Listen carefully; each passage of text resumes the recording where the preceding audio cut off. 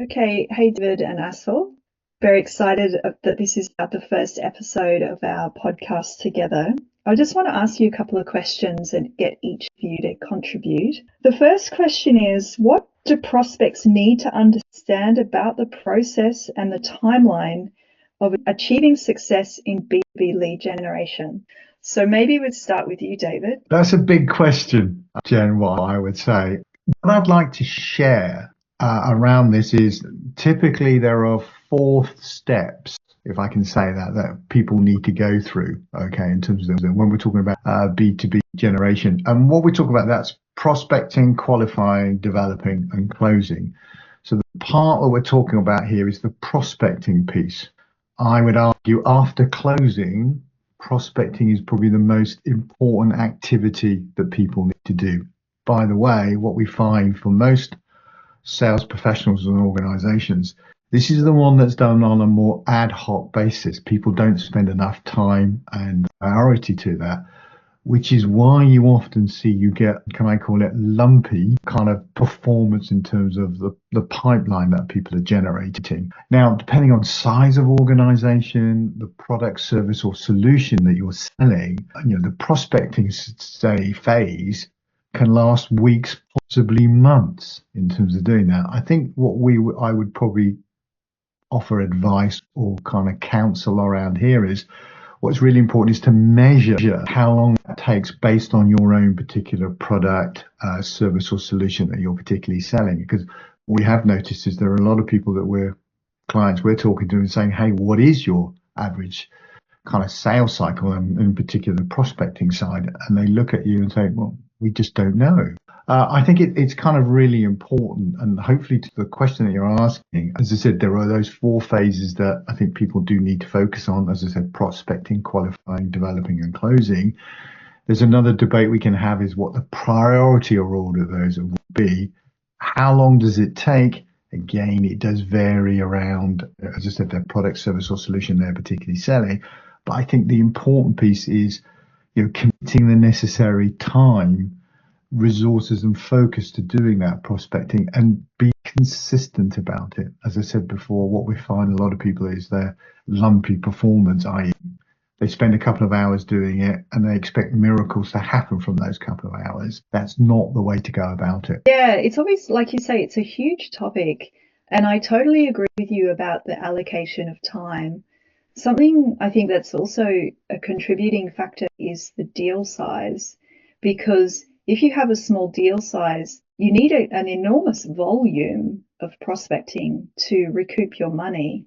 That's why maybe paid advertising or SEO are much better kind of complementary efforts than outbound email and LinkedIn. But if you have a larger deal size, you can focus on cold outbound, slower LinkedIn and email cultivating relationships to do your prospecting, the less pressure on you to have this enormous volume of leads coming through who would then be qualified and as a rule of convert. thumb, it's an interesting point. As a rule of thumb, what we say to people is be careful of what we call big game hunting. Okay, so if you've got an opportunity out there, you've been prospecting, and it's worth, let's just pick a number, it's worth €250,000, $250,000.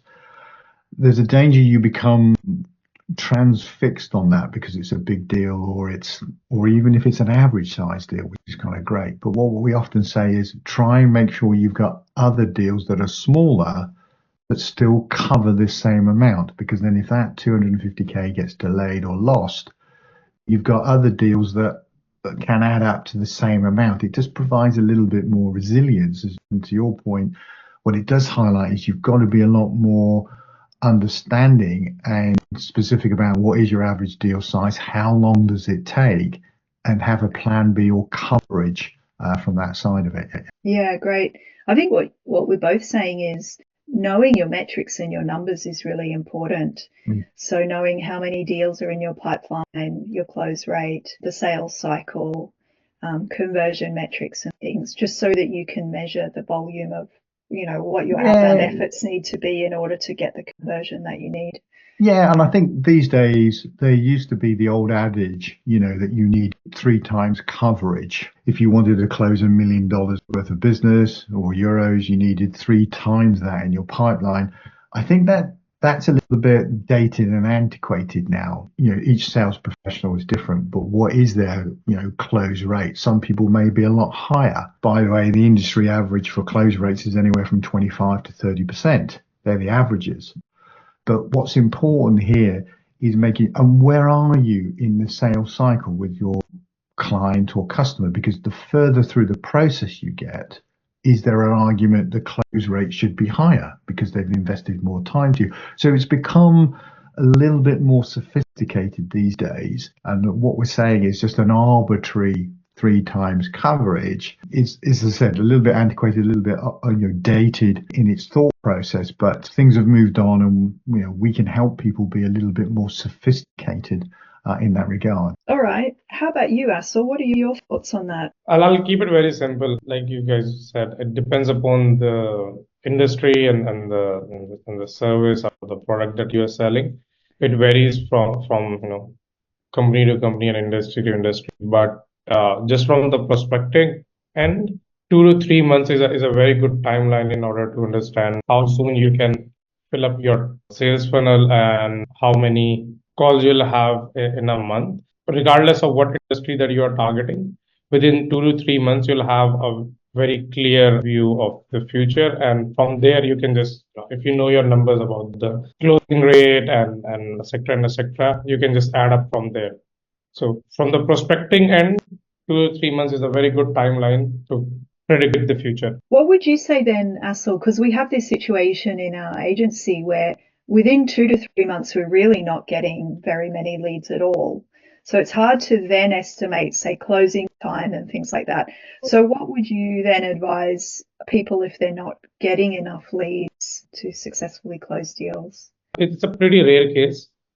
For 80 to 90% of the companies that we work with, we never had any situation like that. But it can happen. And if it happens, then the answer would be that in terms of our process, we are very agile and we work with our clients on weekly or bi-weekly basis. And we'll review our campaign. We can change our targeting and our messaging and come up with different value propositions. And we can, in the 2 to 3 months, if we are not getting the right traction, we can use the same time multiple strategies to get the desired results, again, which can help you in the first 2 3 months to get ahead of the curve. And from there you can now predict that, okay, this is where we at, and in the next 2 months this is where we'll be, and from there you can just add the sale closing percentage and etc. For 80 or 90% of the times it doesn't really happen. It's a pretty rare case because the volume of the outreach that we do and the level of customization that we do in our outreach, it generally gets us the desired result within the 2 to 3 months phase. And I would just add to that, really the cases where we're not getting many or kind of replies, it's generally where there's almost like a brand new offer or something that's an untested offer. Yeah. So we're doing almost market research and trying to figure out the angle, the message, the data, all of that kind of stuff. Whereas people who come pretty much with a proven offer, it's just a case of running the campaigns on their behalf. Would you say that's correct? Absolutely. Okay.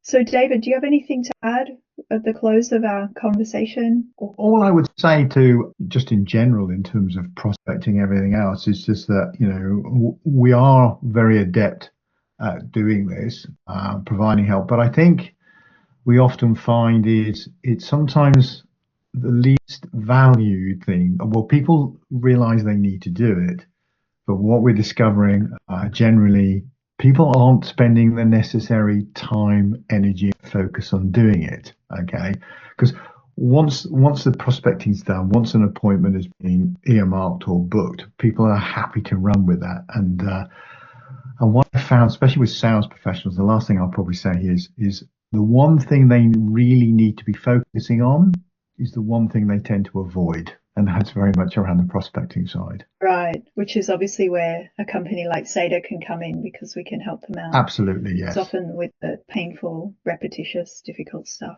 All right, thank you, gentlemen, for your time today, and see you guys in the next episode. Look forward Thank to you. it. Thank you.